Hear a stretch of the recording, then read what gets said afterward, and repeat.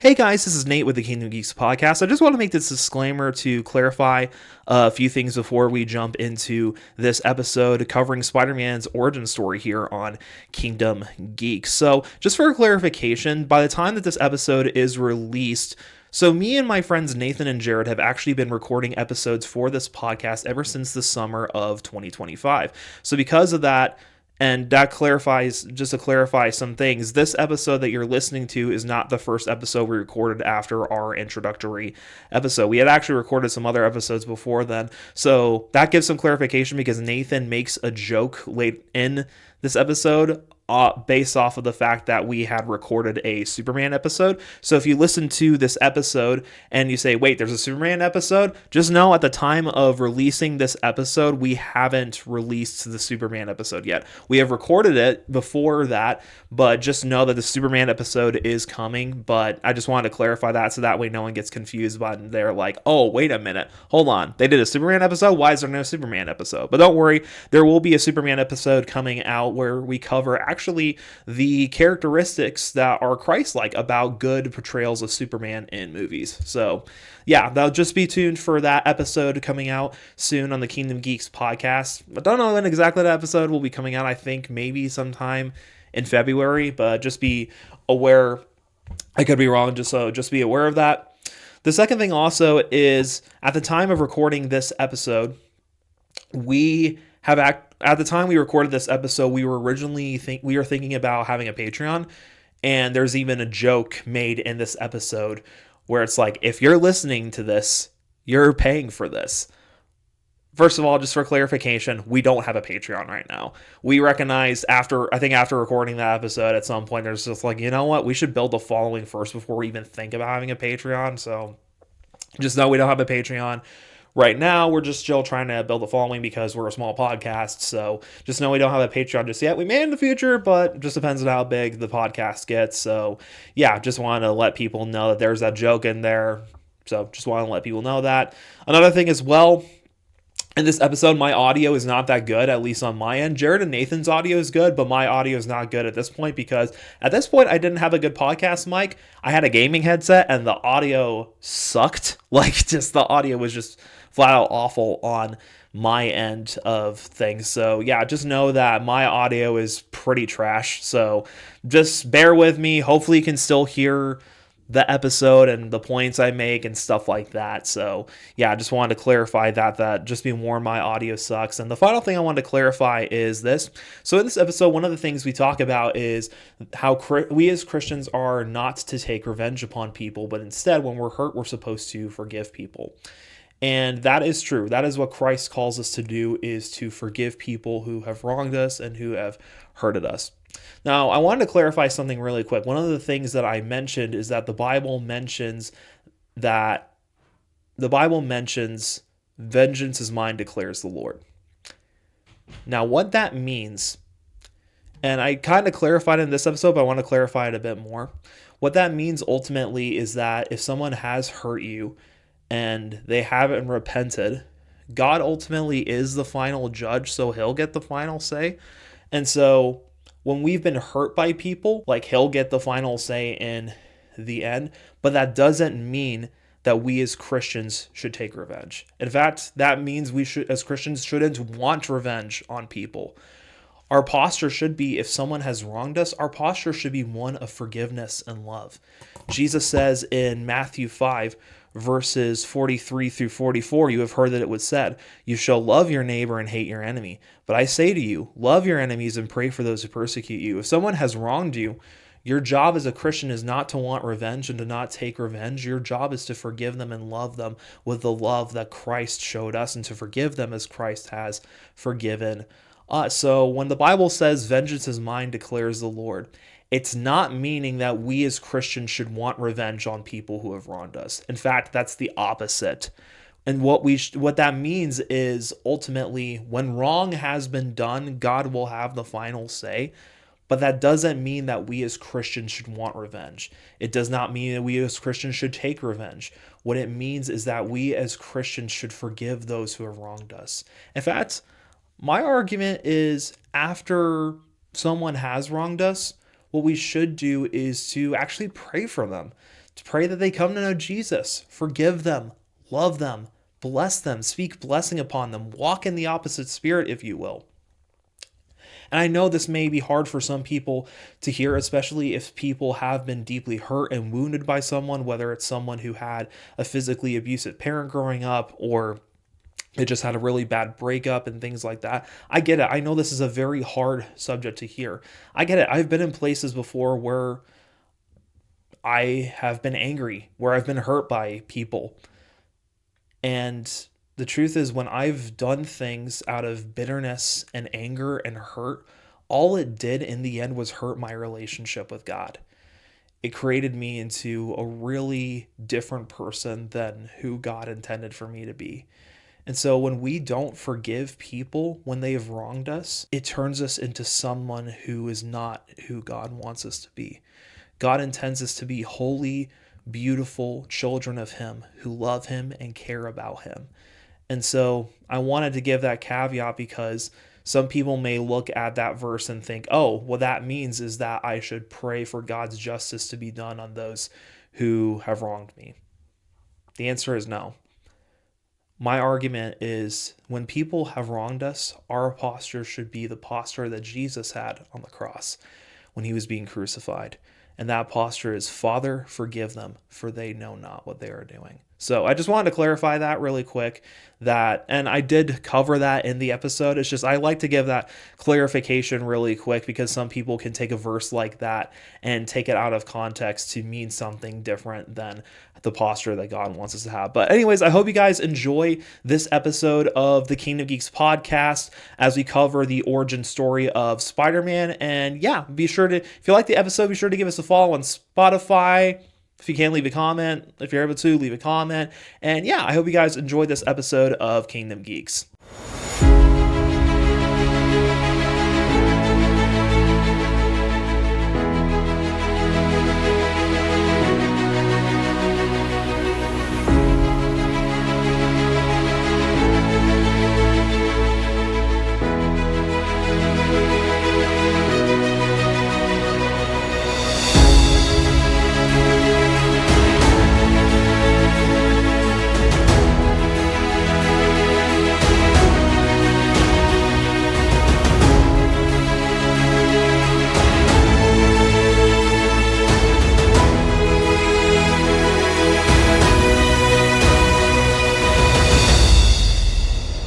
Whoa, welcome everybody to another episode of the Kingdom Geeks podcast. My name is Nate. These are my friends Nathan and Jared.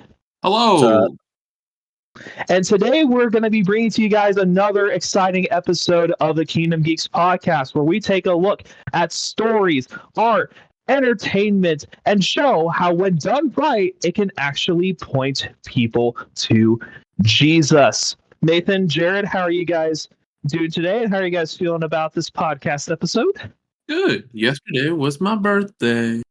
Happy birthday! At time of recording.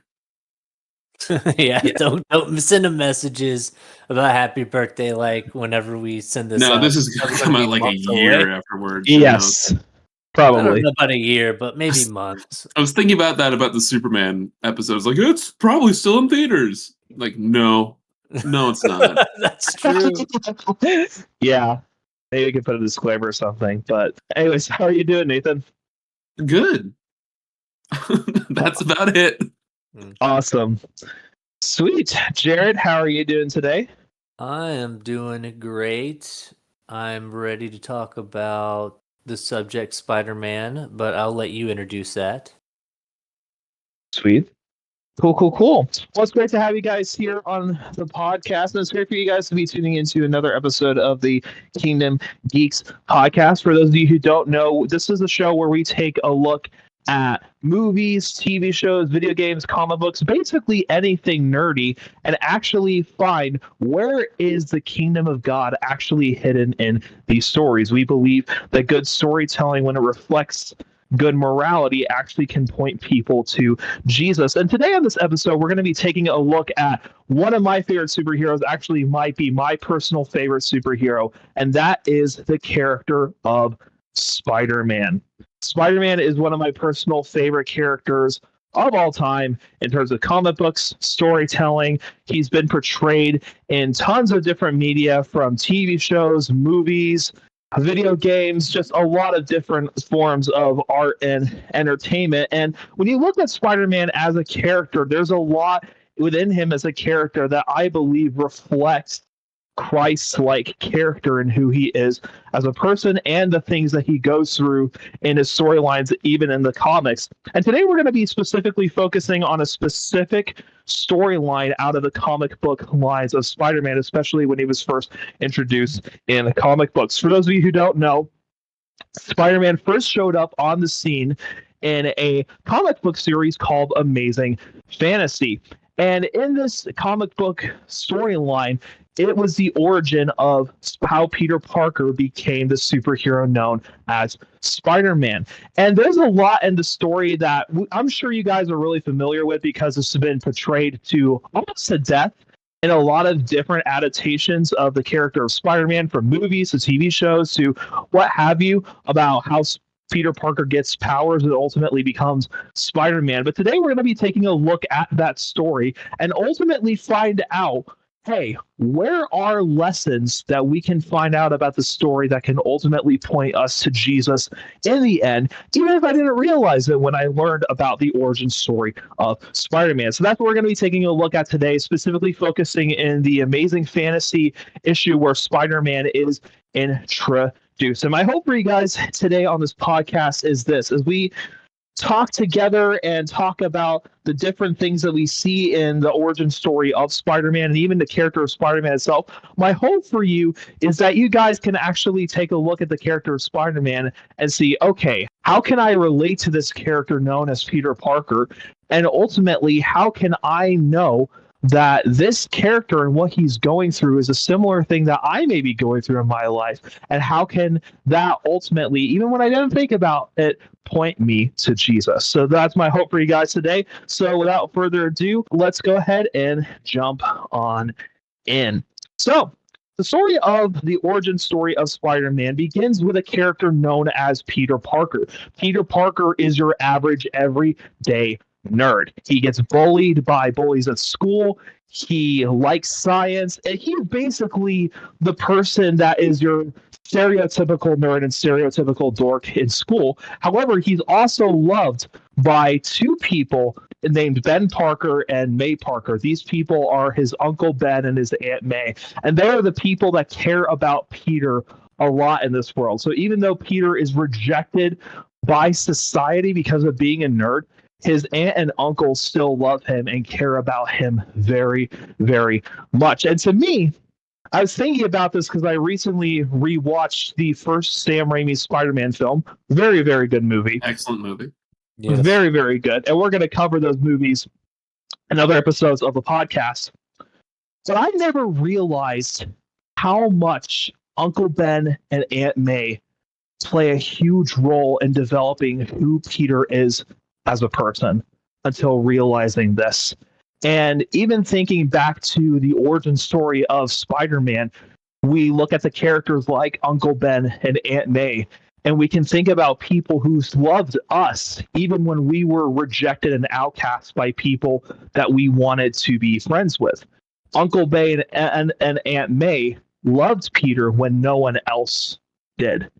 What the Bible teaches is that in Romans 5 is that while we were still sinners, Christ died for us. It says that that's how God demonstrates his own love for us. In a similar way, just as other people didn't love Peter, Uncle Ben and Aunt May still did. And I never realized until watching the movie and even thinking back at the comics that Uncle Ben and Aunt May actually represent really good Christ-like character to Peter and their love for him and the lessons that they teach him and how they bring him into their family and love him and care about him. And it's just really, really powerful and beautiful about their characters. So I don't know if you, Nathan and Jared, have any thoughts about the characters of Uncle Ben and Aunt May, but I just really felt like thinking about them, I'm just like, man, what picture perfect images of God's love for us. Yeah, and I mean, this might be jumping the gun, but I'm thinking of even in the video game, and we might cover the video game, but it's Marvel's Spider-Man. It's the one that came out, what was it, 18 or 19? Whenever it was, 2018. 2018. It's like May knew who Peter was for a long time. And she still supported him. She really didn't say anything. And I'm not sure if that's the same thing in the comics. I haven't read a whole lot of Spider-Man comics. I've really just played the video games. I've watched, the cartoons. Sometimes in the cartoon she knows, sometimes she doesn't. In the movies, sometimes she does, sometimes she doesn't. I have a fan theory that she knows that he's Spider-Man in Sam Raimi's Spider-Man movie. I mean, it's almost all but said.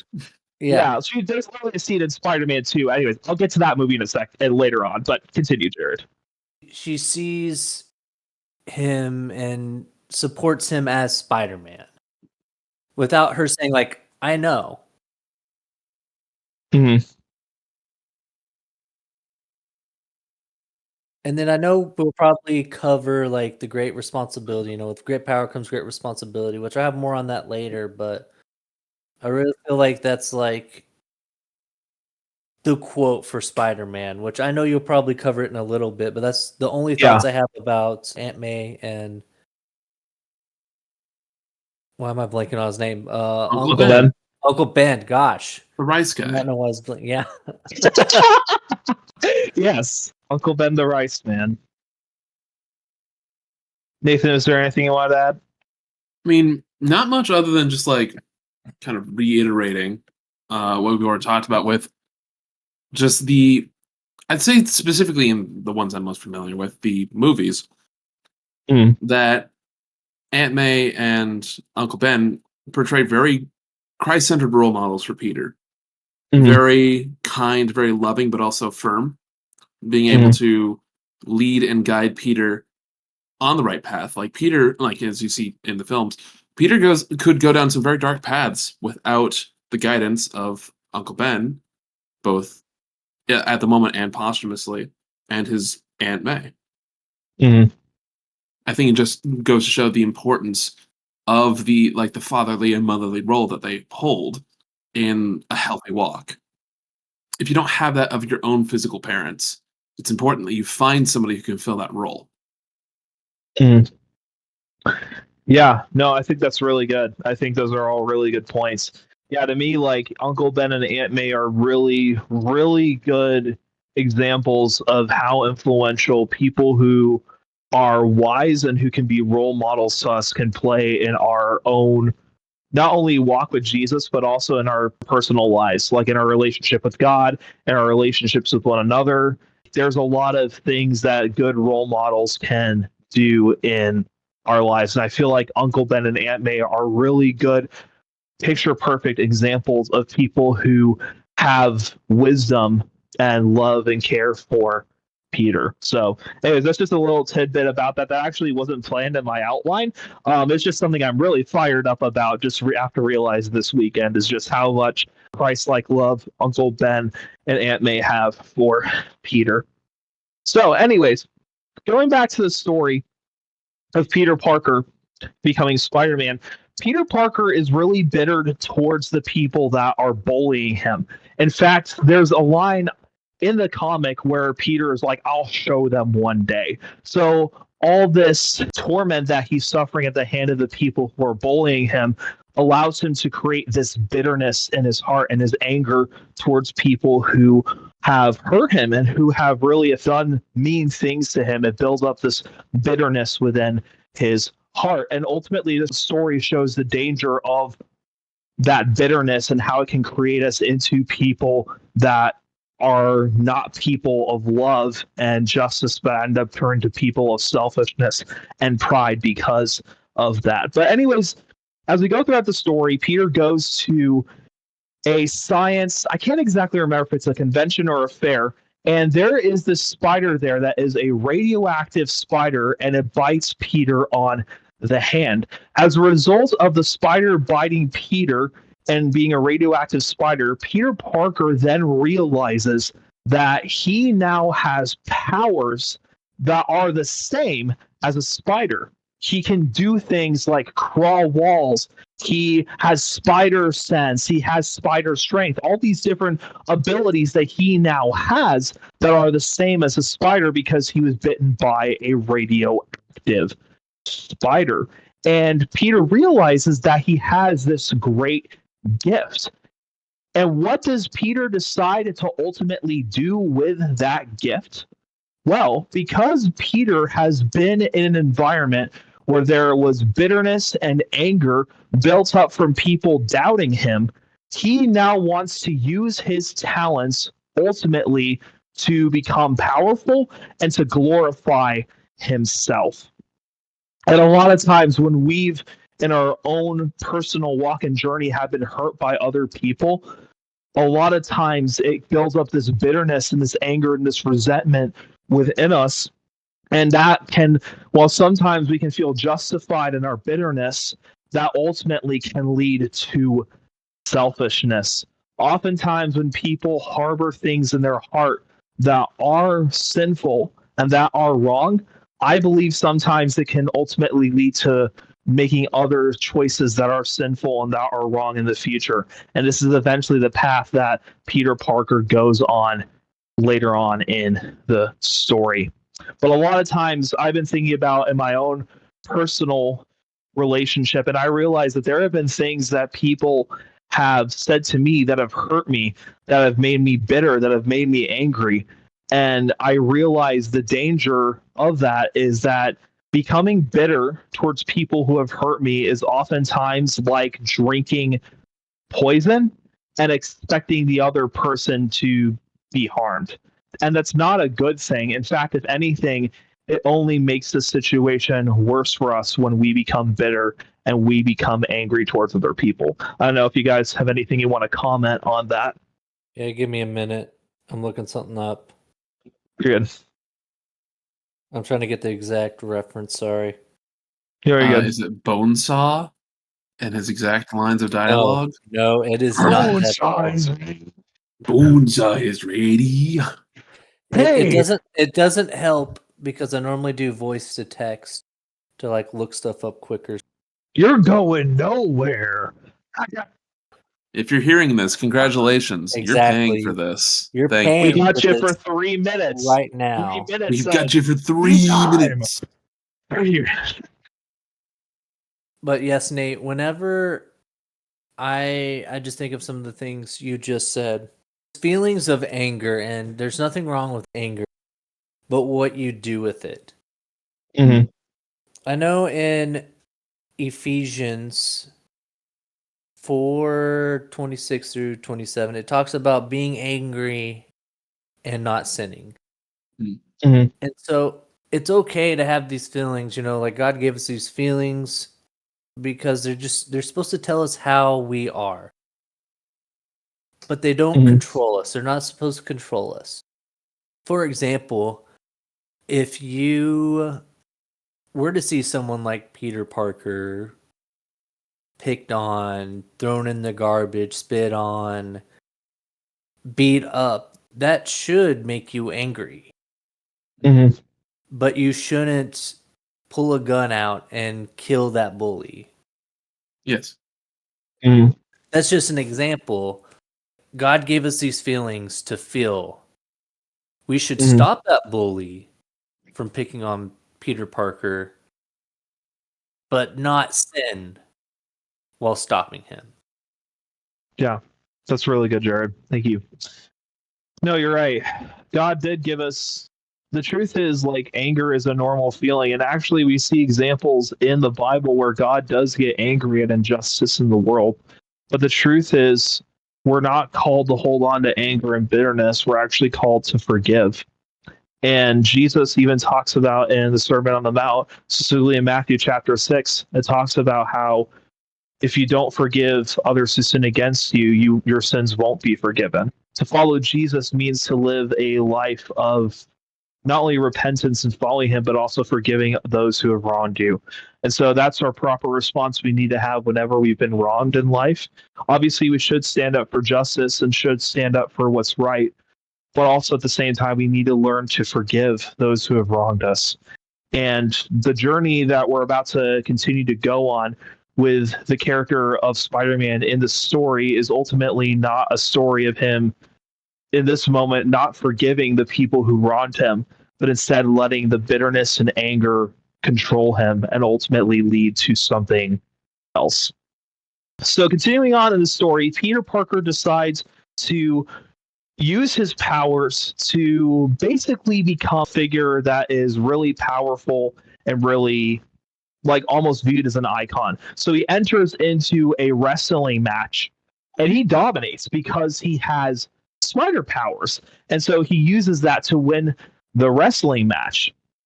And he becomes the character known as Spider-Man. I can't remember exactly if it was before the wrestling match in the comics or before the next thing, but eventually he takes on the persona of Spider-Man. And Spider-Man originally was not a character that was a hero in the story. Instead, he actually became a character that was a celebrity, like a famous wrestler or someone who could do these magic tricks.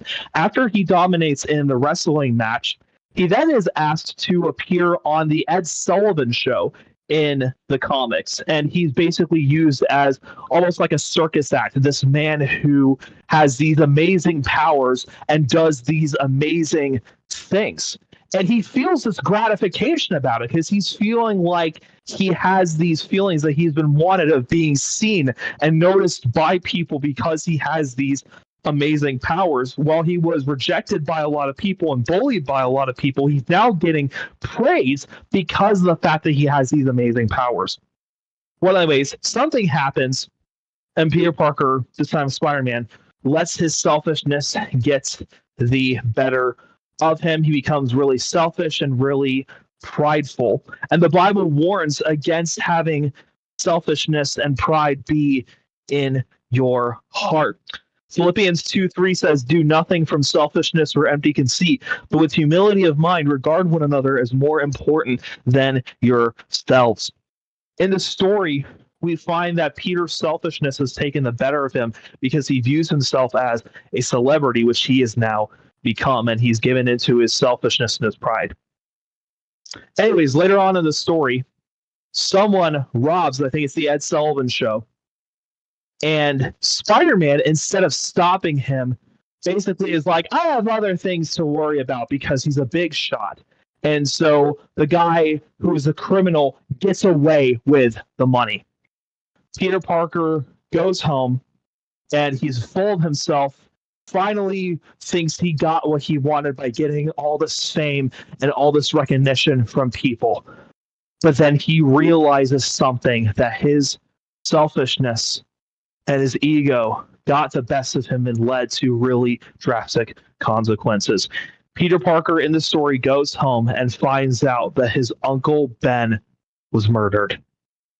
As a result of this, Peter is filled with rage at the person who killed his uncle Ben.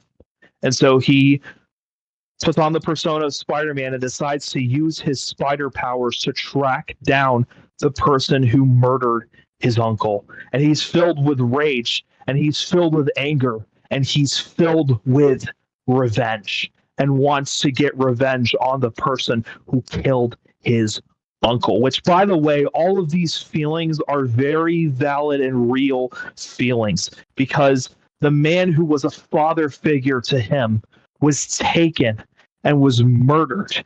And so the feelings of Peter wanting justice to be done were very real and were very actual feelings. So if you're someone who's struggling with that today, maybe an injustice or a wrong was done to you and you're feeling feelings of bitterness and anger, those feelings are real feelings. But Christ does not call us to take revenge. He calls us to forgive. And in the Bible, it says that vengeance is mine, declares the Lord. So ultimately, when we have feelings of wanting revenge, we need to remember that it's God's job to judge. He's the one who will have vengeance on those who have done unjust. Our job is to forgive them and hope that they come to know Christ. Obviously, still stand up for what's right, but ultimately choose to forgive as Christ forgave us. So going on in the story. Hey, Nate, really quick. Yeah, what's up? When does the great power comes great responsibility come in play?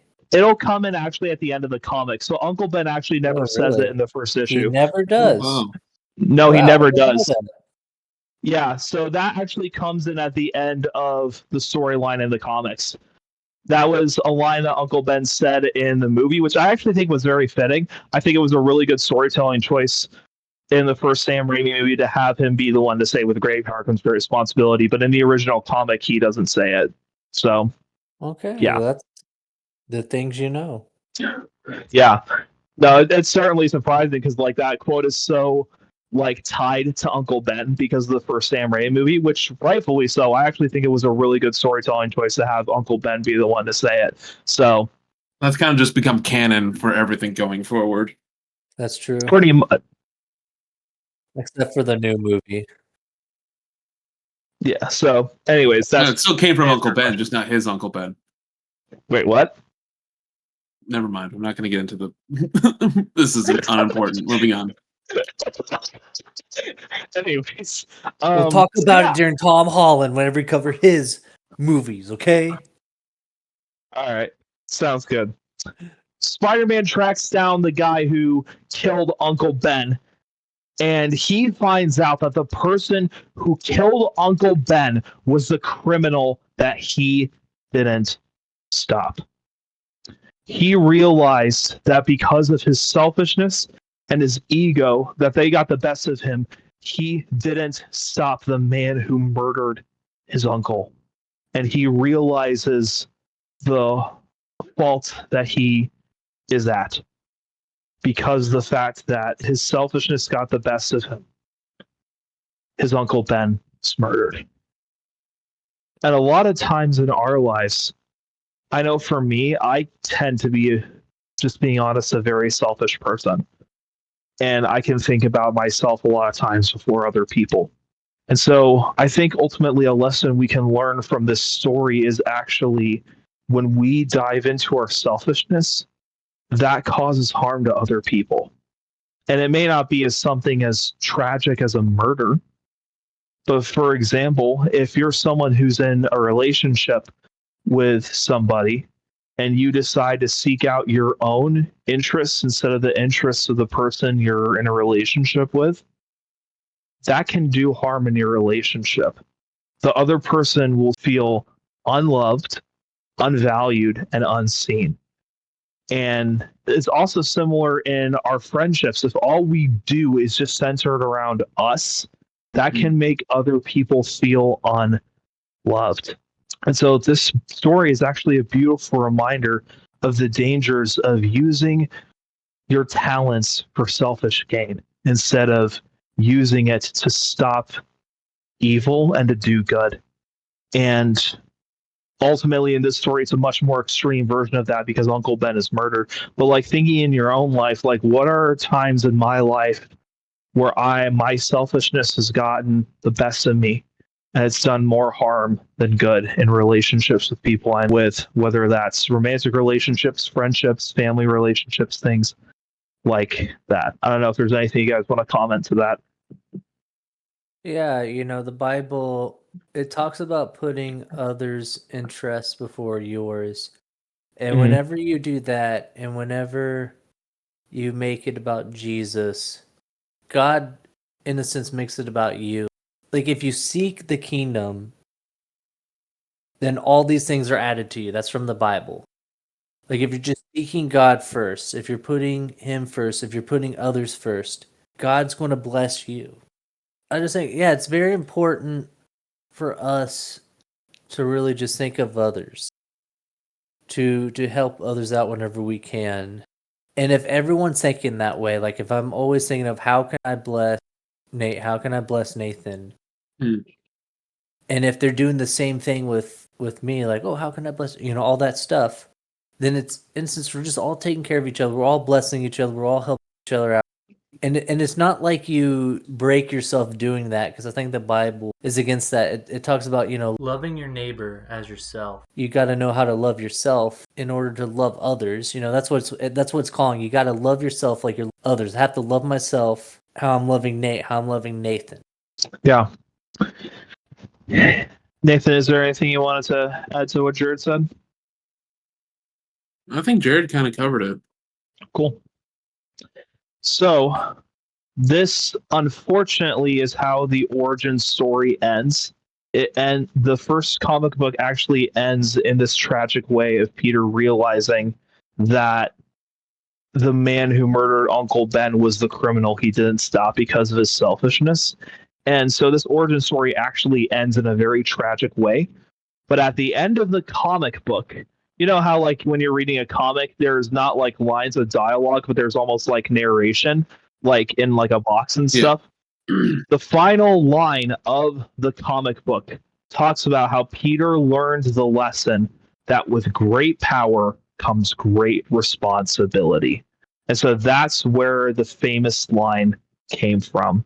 That famous line that Uncle Ben said in the first Sam Raimi Spider-Man movie, with great power comes great responsibility, was actually a line not said by him, but was a line said by, I'm just going to call it the narration in the first Spider-Man storyline. And so while the story ends in this tragic way, we know that there are so many Spider-Man comic books released after this origin story. And so this pinnacle, with great power comes great responsibility, this message that defines Spider-Man, this line that was in the final line of this comic book, became the message of Spider-Man's entire mission as a superhero. Later on, he took that lesson of with great power comes great responsibility and decided to use his powers for good, to become a hero that protects New York City from dangerous criminals, to stop evil. He decided and realized he was not going to live for himself anymore. Instead, he is going to lay down his life so that way the people of New York could be safe. So that way the people of New York could live in a good society, not controlled by evil villains or superpowered individuals who are just crazy and evil. He decided to lay down his life.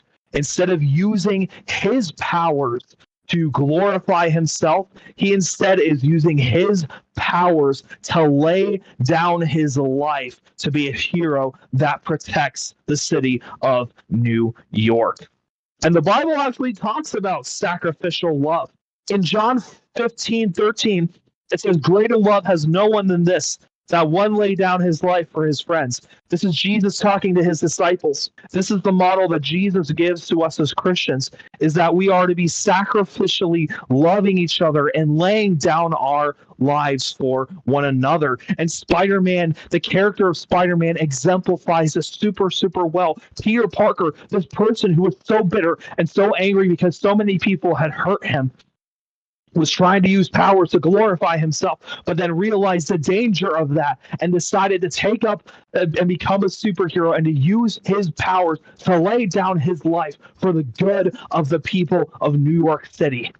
And in a similar way, that is what Jesus did for us. We as humanity, all of us, were created by God. However, the original human beings sinned and disobeyed God. And because of that, we have lived in a broken and fallen and wicked world where you and I have struggled and have messed up in huge ways. But God did not want us to stay where we are. And so God sent his son, Jesus Christ, as a sacrifice for us. So that way we can be forgiven of all the bad things that we have done. And we can be in relationship with God for all of eternity. And now that was not the end of the story. Jesus was buried for 3 days, and in 3 days he rose again in victory, conquering sin, death, hell, and the grave, and appeared to lots and lots of people, and is ascended into heaven, where he is currently seated at the right hand of the Father, and he is coming back again to establish his kingdom. And he has made a way for us to be not only be in relationship with God, but to also extend his kingdom, the kingdom of heaven, here on earth. And one of the ways we can do that is by sacrificially laying down our lives for each other, just as Christ did for us. And Spider-Man, believe it or not, exemplifies this beautifully by using the things that he was given to save people. I don't know if there's anything you guys want to add to that. Yeah, I would just add on with great power comes great responsibility. I just want to go into just meekness. The Bible talks about meekness. It talks about in a couple different verses that blessed are the meek because they're going to inherit the earth. There's a couple different verses. There's even one in Psalms 37 that talks about it. Of course, we know the Sermon on the Mount talks about it. But meekness is this. Right now, I want you to imagine just Spider-Man right now. We're going to use Spider-Man as this example. And we've talked about how strong he is, what he can do, all this stuff, this amazing stuff. He has this super strength. Now, I want you to imagine him holding a baby in his arms. Literally, he could snap this baby's neck. He could. But meekness is having that ability to snap the neck and just not, it's being gentle. It's holding back from that power. It's holding this baby gently, even though you have all this power in you. And that's what God is. That's what Jesus is. And that's what God wants from us. He's given us all this power to use it in the right way, to be meek, to hold back at times. Yeah, no, for sure. Like, definitely, that's a very good analogy because we think about the character of God and what he's like. And Jesus describes himself as gentle and humble in heart. And I believe it's Matthew 11, but I could be wrong on that. Just to think about the fact that just how Spider-Man is this really powerful being who chooses to use his powers to love people and to save people and to save the people of New York and to be humble and to be meek, even though he probably could use his powers to put people of New York in danger. God is an all-powerful being who, at any moment, if you really think about it, can wipe us out. But he chooses not to because he loves us. In fact, he loves us so much that he made a way for us to be with him. And he's been humble and gentle with us. And so the fact that the God of the universe, who's all-powerful, omnipotent, omnipresent, is the most powerful being ever, is also a God of love and caring and kindness and humility. Yeah, well said, Jared. Sweet. Well, before we close, is there anything you guys wanted to add about? I know, Jared, you added the meekness part, but is there anything you guys wanted to add that you see, how you see the kingdom of God reflected in the character of Spider-Man overall? I feel like there's a lot of things that we're going to cover in later episodes. Like Nate said, we're going to cover Sam Raimi. I imagine us at some point covering the MCU Spider-Man at some point in some fashion. Probably. Pretty sure Yeah. maybe the video games as well. You know, so there's different media that we're going to cover Spider-Man for sure. So I'm just going to stick it to just this. I talked about feelings, and I know that there's some versions of Spider-Man that covers story of just this changing him for a little bit. It's like depressed, he's pissed, mad, all these things. And it's okay to feel these things whenever injustice has happened to you or whenever you see that. And it's hard to say what the right or wrong way to handle that. Because if someone dies in your life, like maybe a father, mom, brother, sister, whatever it is, people handle that a different way. But what I would say is just walk through it with God, however it is. If you're a friend, just be there for your friend. You just see in some of these things, I remember reading a different origin, a retelling of Spider-Man from the few comics that I have read with Spider-Man. Aunt May is just cheering him up. Just acting goofy because Peter Parker in this version And from what I understand, a lot of the comics, game stuff like that, he makes those jokes as Spider-Man. Clicks in his head of just, I haven't been acting like myself. And he starts being himself again as Spider-Man, making these jokes, all that. And so I'm not going to tell you, like I said, there's not one right or wrong way to handle grief. There might be, yeah, there actually is some wrong ways. I don't want to say there's not wrong ways. There is, Yes. there There's is no some right wrong way to ways. handle So like, grief. I'll take that back. Yes. There's certainly some, yeah. But there's not Yes. necessarily one correct way that you have to do it. So it's okay to not be okay at times, but talk to somebody about it.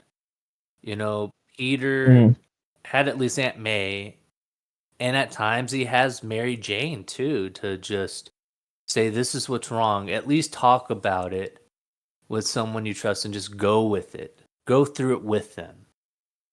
Or be that friend of that you see, like, this person's struggling. Just listen. You know, a lot of healing comes from talking and listening.